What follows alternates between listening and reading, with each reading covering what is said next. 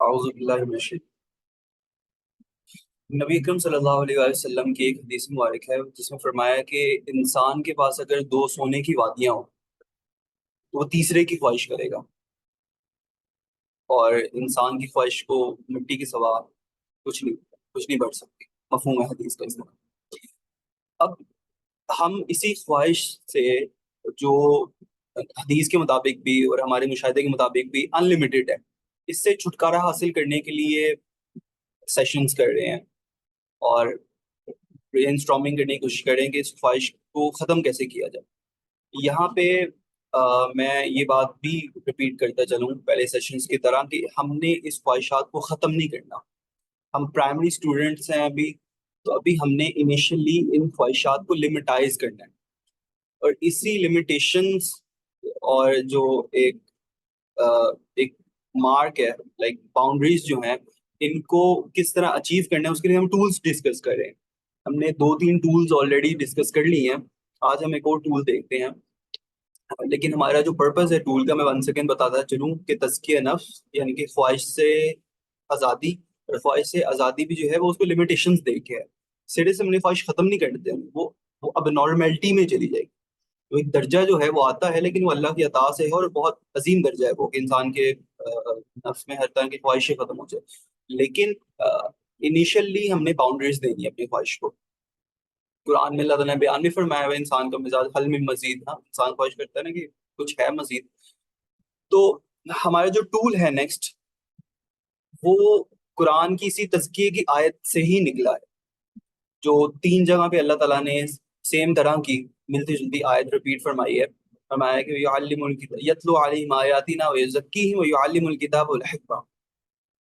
اس آیت میں اللہ تعالیٰ نے یتلو علیہم آیاتنا کے بعد تزکیے کا ذکر فرمایا، اور جو قرآن کا نظم ہے یہ حکمت سے خالی نہیں ہے۔ قرآن کی ترتیب میں، قرآن کے نظم میں بہت زیادہ حکمتیں ہیں۔ ایون کہ مفسرین نے یہاں تک فرمایا ہے کہ ایک صورت کا باہم ربط دوسری صورت کے ساتھ بھی ہے، یعنی کہ ہم ایسا نہیں سوچ سکتے کہ ایک صورت جو ہے وہ ٹاپک ختم کر دیتی ہے تو نئی صورت جو ہے وہ نیا ٹاپک شروع کرتی ہے، اور اس پہ کتابیں بھی لکھی گئی ہیں باقاعدہ کہ ایک صورت کا دوسری صورت سے کیسے نسبت بنتی ہے ڈائریکٹلی۔ خیر یہ ہمارا ٹاپک نہیں ہے۔ تو یتلو علیہم آیاتنا ویزکیہم، آج جو ہمارا ٹول ہے نا وہ بیسکلی تلاوت ہے، یعنی کہ یتلو کو ہم لیتے ہیں۔ فرمائے یتلو علیہم آیاتنا، کہ وہ ان پہ تلاوت کرتے ہیں، ویزکیہم اور پھر تزکیہ کرتے ہیں، یعنی کہ تلاوت کا کوئی نسبت ہے تزکیے کے ساتھ۔ اب یتلو کو بھی سنیں، یتلو کس کے بارے میں فرمایا؟ آیاتنا۔ آیات کو بھی ہم سمجھتے ہیں آیات کیا ہے۔ آیات کی 3 قسم، 2 قسم دوسری آیت میں اللہ تعالیٰ نے بیان کی ہیں، جس میں فرمایا کہ سنریہم آیاتنا فی الآفاق وفی انفسہم حتی یتبین لہم الحق، یعنی کہ انفس اور آفاق کو بھی آیات کا، اور جو تیسری آیات ہے ہمیں معلوم ہے قرآن کی اٹسیلف جو ورسز ہیں انہیں کو آیت ہم کہتے ہیں۔ تو ان ٹولز کو سمپلی ہم سیپریٹلی دیکھ لیتے ہیں کہ یہ کیسے تزکیے کا سبب بن سکتے ہیں۔ اس سیشن میں، اس ویڈیو میں میرا صرف مقصد ہے آپ کی توجہ دلانا۔ جو میری انٹرپریٹیشنز ہیں، میں اس بات کا اعتراف کرتا ہوں کہ بہت ہی نیرو انٹرپریٹیشن میں کروں گا، اور عین ممکن ہے کہ میری انٹرپریٹیشن ٹوٹلی رد ہو، لیکن توجہ دلانا مقصد ہے۔ وہ توجہ دلانا کیا ہے کہ تزکیہ کا نسبت آیات کے ساتھ ہے۔ کس طرح ہو سکتا ہے پہلے دیکھ لیتے ہیں۔ آیات جو ہے انفس میں تزکیے کا سبب بنتی کیسے ہے؟ انفس یعنی کہ انسان کی اپنی ذات جو ہے، یہ بھی آیت ہے۔ اس کی بھی 2 قسم ہے، ایک ظاہری اور ایک باطنی۔ جو انسان کی ظاہری جسم ہے نا، یہ تزکیے کا سبب کیسے بنتی ہے؟ تو جب ہم تفکر کرتے ہیں، غور و فکر کرتے ہیں، تو ہم دیکھتے ہیں کہ ہماری سائٹیشن کی کچھ لمٹس ہیں، ہماری سماعت کی کچھ باؤنڈریز ہیں، لائک سرٹن لمٹ تک ہم سن سکتے ہیں اور سرٹن فریکوینسی میں سن سکتے ہیں، اور ایک سرٹن ڈسٹینس تک ہم دیکھ سکتے ہیں، اس سے زیادہ نہ سن سکتے ہیں نہ دیکھ سکتے ہیں، اور بول بھی ہمیں ایک لمٹ تک سکتے ہیں۔ ہم آواز جو ہے کہیں پہنچا نہیں سکتے اس سے زیادہ اونچی۔ اس طرح ہم اگر باقی بھی اپنے آرگنز کو دیکھیں، ہارٹ کی پمپنگ کو دیکھیں، کڈنی کی فلٹریشن کو دیکھیں، تو سب کی کچھ لمٹس ہیں۔ تو یہ کس طرح اشارہ کرتی ہے کہ جب تمہارے ظاہری جسم کی اتنی لمیٹیشنز ہیں تو پھر تمہاری خواہشات جو ہیں یہ کیوں ان لمیٹیڈ ہوگی؟ یہ خواہشات کو بھی لمٹ کر دو نا۔ جب کان جو ہیں تمہاری کچھ لمیٹیشنز رکھتے ہیں تو ان کے سننے میں بھی جو تمہاری خواہش ہے کہ میں یہ سن لوں، اس کی کچھ لمیٹیڈ باؤنڈریز ڈال دو اپنے اوپر، کچھ طے کر لو نا باؤنڈریز. وہ کس طرح کی باؤنڈریز طے کرنی ہے وہ اللہ نے کہا کہ میں تمہیں بتا دیتا ہوں اپنی دوسرے آیات میں. بصارت ہے، اس کی کوئی لمیٹیشنز ہے. ایک تو فزیکل ٹائم اینڈ اسپیس میں رہتے ہیں ہماری لمیٹیشنز ہیں، تو اللہ نے کہا کہ میں اب تمہیں دوسری لمیٹیشنز بھی بتا دیتا ہوں. تو یہ لمیٹیشن جو ہیں اس کو اپنا لو. میں نے پہلے بھی ذکر کیا تھا کہ کل للمؤمنین یغضوا ابصارہم کا بہت ہی نیرو انٹرپریٹیشن کر کے لیا جاتا ہے کہ مومنوں کو اپنی نگاہیں نیچے رکھیں، یعنی کہ بد نگاہیں کیا کریں. قرآن کی آیت میں بصارت کا ورڈ یوز ہوا ہے، تو اگر خالی بد نگاہی سے اس کا منسوخ کرنا ہوتا تو یہاں پہ عیون کا ورڈ آ سکتا تھا نا، آنکھیں، اپنی آنکھیں نیچے رکھو. فرمایا بصارت نیچے رکھو نا، یعنی کہ اگر کسی کے ایپ دیکھے اور اس ایپ سے انسان نظر جھکا لے، وہ بھی بد نگاہی سے بچنا ہے. کسی کا گناہ دیکھے اور اس پہ پردہ پوشی کر لیں، یہ بد نگاہی سے بچنا ہے. تو ہم اتنی لمیٹیشنز کیوں ڈال؟ اینی ویز ہم خواہش کی طرف جاتے ہیں، تو خواہش بھی ہمیں جو اپنے اعضاء ہیں انہی کو ہم توجہ کریں تو ہماری لمیٹیشنز بنتی ہیں، جو کہ اس طرف اشارہ کرتی ہیں کہ خواہش کی بھی لمیٹیشنز ہو جانی چاہیے. اور مزید یہ کہتا ہوں کہ ان لمیٹیشنز کو ہم خود سے زیادہ بھی کر سکتے ہیں. لائک آپ کو اس بات کو معلوم ہے کہ انسان ایک اسپیسیفک ریاضت ہے، یعنی کہ کچھ اسپیسیفک ایکسرسائز ہیں، اگر ان کو اڈاپٹ کر لے تو انسان کی یہ جو ظاہری اعضاء ہے نا، ان کی بھی کچھ لمیٹیشنز انکریز ہو جائیں گی. لائک انسان کا دیکھنا، انسان کا چکھنا، انسان کا سونگنا، یہ جو ہے اس کی تاثیر کم ہو جائے گی. انسان کو ذائقہ پراپر نہیں آئے گا، یعنی کہ اتنی لذت نہیں ملے گی. میں یہ نہیں کہہ رہا کہ حلال چیزیں بھی کھانا چھوڑ دیں، وہ اللہ نے خود فرمایا ہے، لیکن جو فرمایا کہ کلوا واشربوا ولا تسرفوا، جہاں پہ آپ کو لگتا ہے کہ میں اسراف کر بیٹھتا ہوں تو اپنے جسم پہ کچھ لمیٹیشن لگا سکتے ہیں نا. ان ایکسرسائز کی طرف فی الحال نہیں جاتے ہم. صرف توجہ دلانا مقصد ہے کہ اس جسم کے اوپر تفکر کرنے سے ہمیں معلوم ہوتا ہے کہ اس جسم کی لمیٹیشنز ہیں تو خواہشات کی لمیٹیشن. پھر اگر ہم اپنے اندر جا کے تو ہمارے مزاج کی بھی کچھ لمیٹیشنز ہوتی ہیں. لائک انسان جب اپنے اندر دیکھتا ہے نا تو دیکھتا ہے کہ ہمارے سوچ جو ہے، جو خیال ہے، اس کی کچھ باؤنڈریز ہیں. ہم ٹائم اینڈ اسپیس سے باہر نہیں سوچ سکتے. میں اگر کچھ بھی سوچ رہا ہوں نا تو میں ڈائریکشن لیس ہو کے نہیں سوچ سکتا. وہ چیز یا تو میں اوپر دیکھ رہا ہوں، یا نیچے دیکھ رہا ہوں، بائیں دیکھ رہا ہوں، آگے پیچھے دیکھ رہا ہوں.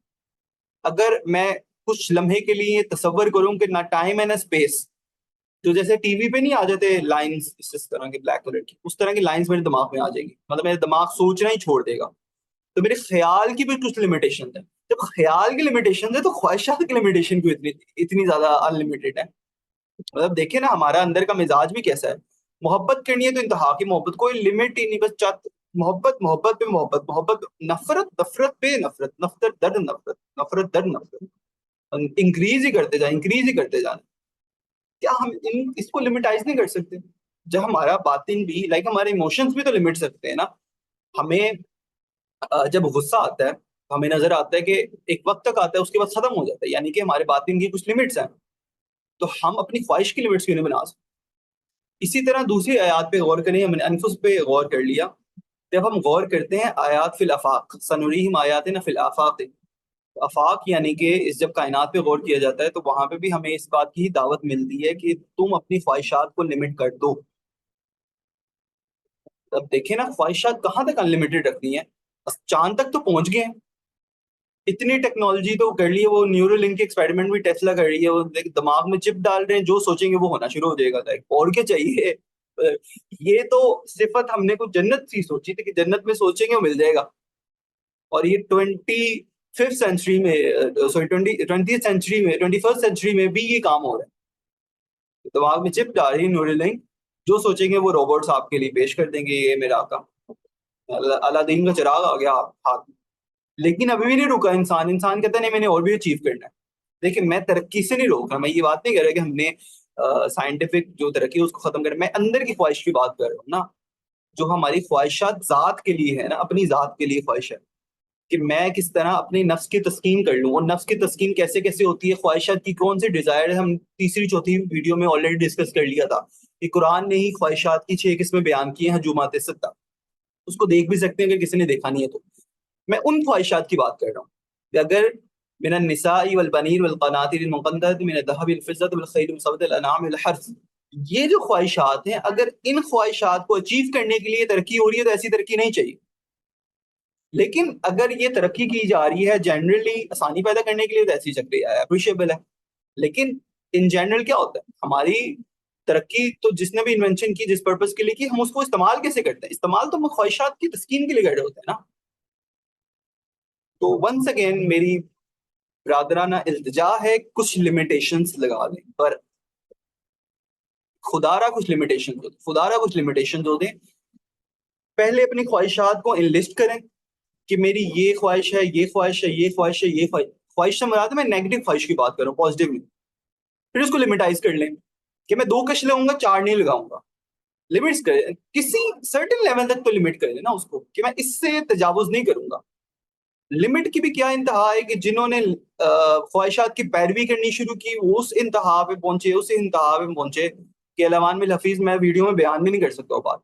اور دوسری بات، وہ تزکیے کے نام پہ، ریاضت کے نام پہ اتنی دنیا سے کنارہ کشی کی، وہ بھی علمان بالحفیظ. دین کو بھی شرم آنا شروع ہوگی کہ پتہ نہیں میری یہ تعلیم تھی بھی کہ نہیں. میانہ روی، اعتدال حاصل کریں. لمٹس لگانی ہے خواہش پہ، خواہشات کو مار نہیں دینا. مطلب اگر میرا ہاتھ گناہ کرتا ہے تو اس ہاتھ کی سزا نہیں کہ اس کو کاٹ دیا جائے. اس ہاتھ کو ہم نے والنٹرلی روکنا ہے نا، کنٹرول کرنا ہے، ایکسرسائز کر کے، ریاضت کر کے سیلف کنٹرول حاصل کرنا ہے. تو بہرحال ہمیں آفاق کیسے دیتے ہیں دعوت لمیٹیشنز کی؟ آپ کو پتہ ہے کہ باؤنڈریز ہیں، سرٹن باؤنڈریز ہیں اسمان و زمین کی. آپ ایک سرٹن لیول تک نیچے جا سکتے ہیں، اس سے زیادہ نیچے نہیں جا سکتے. سرٹن لیول تک اوپر جا سکتے ہیں، اس سے زیادہ اوپر نہیں جا سکتے. اسی طرح آپ جو باقی دیکھیں دعوت کیا دے رہی ہے آپ کو، آپ کی لائف ایک لمٹ رکھتی ہے. ہم نے ایک عمر تک زندہ رہنا ہے. کیا ہم نے اپنے ارد گرد اپنے رشتے دار، دوست، احباب اور ہمسایوں کو فوت ہوتے نہیں دیکھا کہ ان کی ایک لائف کی لمیٹیشن تھی؟ جب لائف کی زندگی کس کا نام ہے؟ وہ کہتے ہیں زندگی بھی خواہش کا نام ہے. یہ خواہشات کی پیروی کرنے والوں کا ہی کوٹیشن ہے نا کہ یا ایک دفعہ زندگی ملنی ہے تو اس کو انجوائے نہیں کرنا تو کیا کرنا. تو ہمیں تو زندگی خود کہہ رہی ہے کہ بھائی میں نے ایک دفعہ ملنا ہے، کوئی لمیٹیشنز لگا لو اور ماں باپ کی کوشش کرو. یہ آسمان و زمین ہمیں کیا دعوت دے رہے ہیں کہ اگر تم اس طرح اتنا اچیومنٹ کر سکتے ہو، اتنی اچیومنٹ کر سکتے ہو کہ تم جو ہے لائک ویدرز کو کنٹرول کرنے پہ آ گئے ہو، آرٹیفیشل رین کروانے پہ آ گئے ہو، تو کیا اس سے زیادہ بھی کچھ ہو سکتا ہے؟ تو انسان کا نفس کہتا ہے ہاں میں اس سے زیادہ کچھ کرنا چاہتا ہوں. تو اللہ کہتا ہے آؤ قرآن پڑھو اور دیکھ لو، اس سے زیادہ تمہیں ملے گا، لیکن ملے گا آخرت میں. اور آخرت میں جنت میں جانے کا کرائٹیریا کا کیا فرمایا؟ ذالک جزاء من تزکیٰ، یہ جزا اس کے لیے جو تزکیہ کرے. یعنی کہ اس دنیا میں اپنی خواہشات کو اگر ہم روک لیں، آخرت میں ہم ایلیجبل ہو جائیں گے الٹیمیٹ خواہشات کے لیے جس کی کوئی لمٹ ہی نہیں ہے.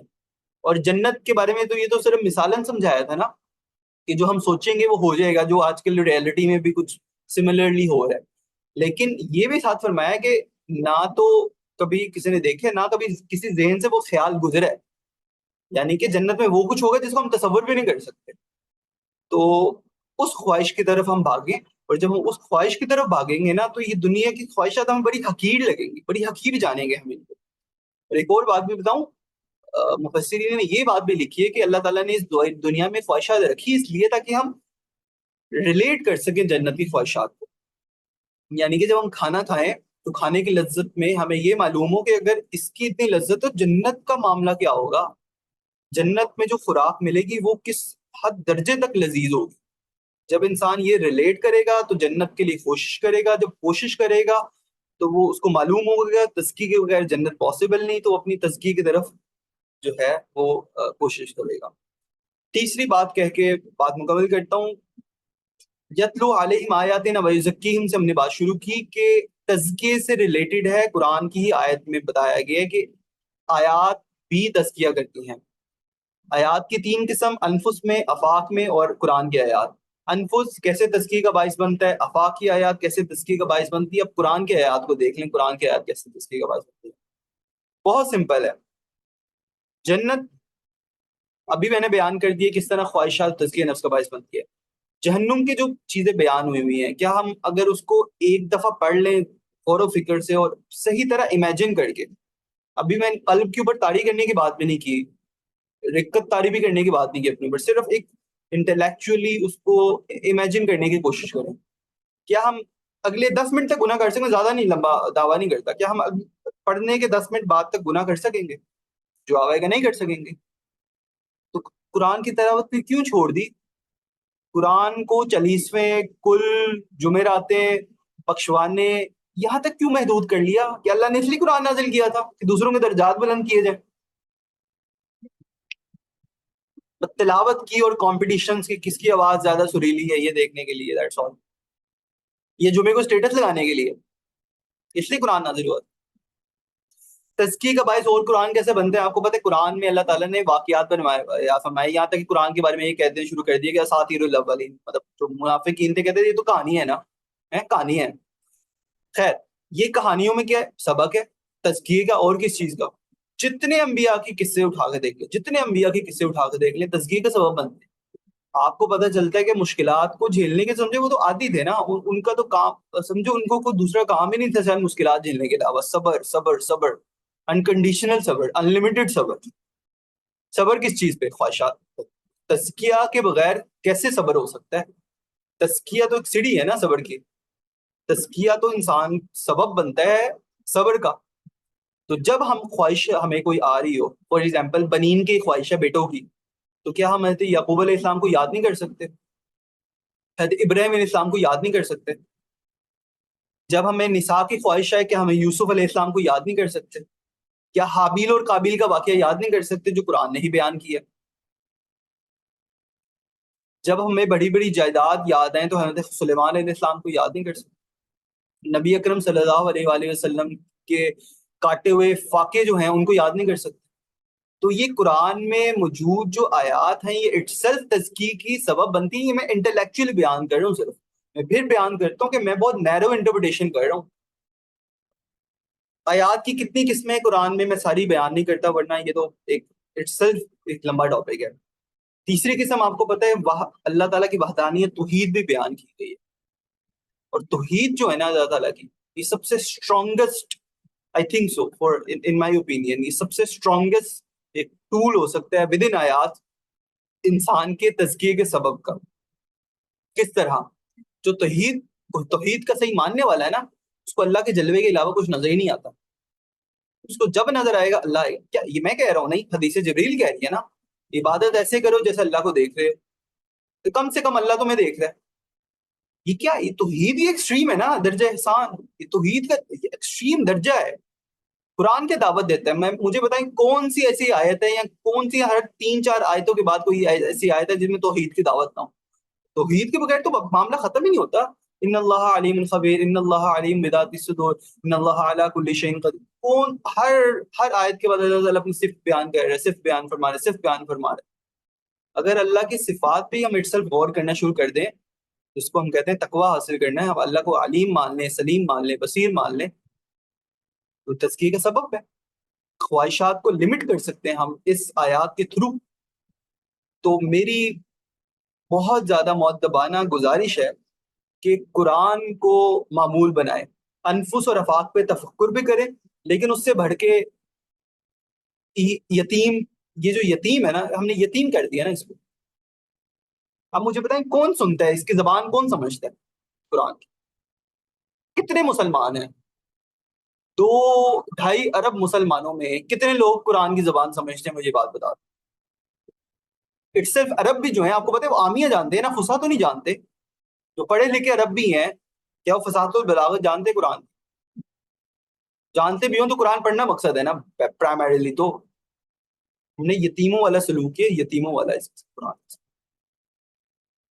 بہت پشے پش ڈال دیے. میں ایک بات بتاتے چل، تو میں نے ایک دفعہ خود سے ریسرچ کرنی شروع کی کہ امت کے زوال کی وجہ کیا بنی نا. اب میں نے اوپینینز لینے تھے. ایک تو تھا میں خود سے ریسرچ کر، دوسرے تھا میں نے دیکھا کہ میں اسکالرز کی اوپینین دیکھتا ہوں. میں نے ان گنت اسکالرز جو ہے نا ان کی اوپینین دیکھی، ان گنت بڑے بڑے اسکالر دنیا کے کونے کونے کے اسکالرز کی دیکھی اوپینین کہ امت کی زوال کی وجہ کیا بنی ہے. امت مسلمہ کی، امت محمدیہ کی زوال کی پرائمریلی وجہ کیا تھی؟ تو اب یقین جانے کسی نے 2 بتائیں، کسی نے 3، کسی نے 4، کسی نے 10، ایک پہ سب متفق. واحد تھی جو کامن تھی، اگر دوسری ہوتی میں آپ کو دوسری بتاتا، لیکن ایک ہی تھی جو کامنالٹی تھی. سب ایگری تھے اس پہ کہ یہ پرائمری وجہ ہے وہ تھی کہ ہم نے قرآن کو نظر انداز کر لیا. ہمارے بڑے روتے ہیں اس بات پہ, بزرگ روتے ہیں اس بات پہ کہ ہم نے قرآن کو چھوڑ دیا ہے, قرآن کو ترک کر دیا. تو آئے, میں دعوت دیتا ہوں آپ کو, جیسے سمجھنا ہے, جیسے پڑھنا ہے, جو کرنا ہے قرآن کے ساتھ کریں, لیکن قرآن کو اپنا لینا, سینے سے لگا لیں, قرآن کو سینے سے لگا لیں. اور قرآن کو سینے سے لگانے کا جو ہمیں رزلٹ ملے گا, میں نے آپ کو بتایا, وہ تزکیہ ہی ملے گا, وہ تزکیہ ملے گا. اور تزکیے کا جو دنیا میں فائدہ ہے وہ اللہ تعالیٰ کی معرفت, اللہ تعالیٰ کے عشق, اللہ تعالیٰ کی محبت ہے, اللہ تعالیٰ کی رضا ہے. اور آخرت میں جنت اور اللہ تعالیٰ کے دیدار اور اللہ تعالیٰ کا قرب ہے. دنیا میں بھی قرب ہے, آخرت میں بھی قرب ہے. اور رسول اللہ صلی اللہ علیہ وسلم کی گڈ بکس میں نام کا درج ہونا ہے, نبی کریم صلی اللہ علیہ وسلم کی آنکھوں کے ٹھنڈک کی باعث بننا ہے. تو اس قرآن کو سینے سے لگا لیں اور آیات کو زیادہ سے زیادہ کوشش کریں کہ یہ ہمارے تفکر میں بھی آئیں اور تلاوت میں بھی آئیں اور تزکیے کے سبب بنیں. جزاکم اللہ خیر و احسن جزا.